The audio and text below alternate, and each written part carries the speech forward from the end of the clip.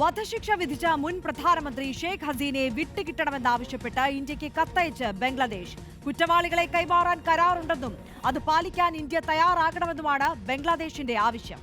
വിദേശകാര്യ മന്ത്രാലയം ഇക്കാര്യത്തിൽ ഇതുവരെ പ്രതികരിച്ചിട്ടില്ല. അഭയം നൽകുന്നത് നീതിയോടുള്ള അവഗണനയായി കണക്കാക്കുമെന്നാണ് ബംഗ്ലാദേശ് നിലപാട്. ശ്യാമ സദാനന്ദനാണ് വിശദാംശങ്ങളുമായി ചേർന്ന്. ശ്യാമ, ഷെയ്ഖ് ഹസീനയെ വിട്ടുകൊടുക്കില്ലെന്നൊരു നിലപാട് കേന്ദ്ര സർക്കാർ വൃത്തങ്ങളുടെ ഭാഗത്ത് നിന്ന് നേരത്തെ ഉണ്ടായിരുന്നു.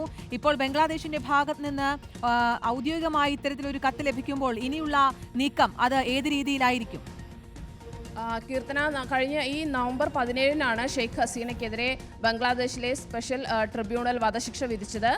ആഭ്യന്തരമന്ത്രി അസസുദ്ദീൻ ഖാൻ കമാലിനെതിരെയും വധശിക്ഷ വിധിച്ചിരുന്നു.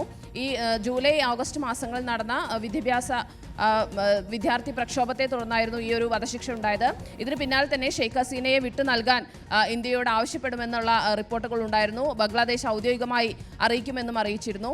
ഈ വിധി വന്നതിന് പിറകെ തന്നെ ഷെയ്ഖ് ഹസീനയെ വിട്ടു നൽകണം എന്നൊരു ആവശ്യവും ബംഗ്ലാദേശ് മുന്നോട്ട് വച്ചിരുന്നതാണ്.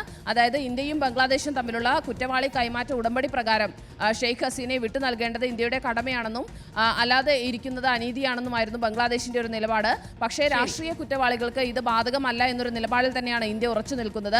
ഷെയ്ഖ് ഹസീനയും ഈ വിധിക്ക് പിന്നാലെ പ്രതികരിച്ചത് രാഷ്ട്രീയ പ്രേരിതമായിട്ടുള്ള ഒരു വിധിയാണ് എന്നതാണ്.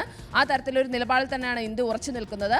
അതേസമയം തന്നെ ഇന്ത്യ ഷെയ്ഖ് ഹസീനയെ വിട്ടു നൽകാത്ത പക്ഷം ഇന്റർപോളിനായി കത്തയച്ചിരിക്കുകയാണ് ബംഗ്ലാദേശ്. ശ്യാമ സദാനന്ദനാണ് വിശദാംശങ്ങൾ നൽകിയത്.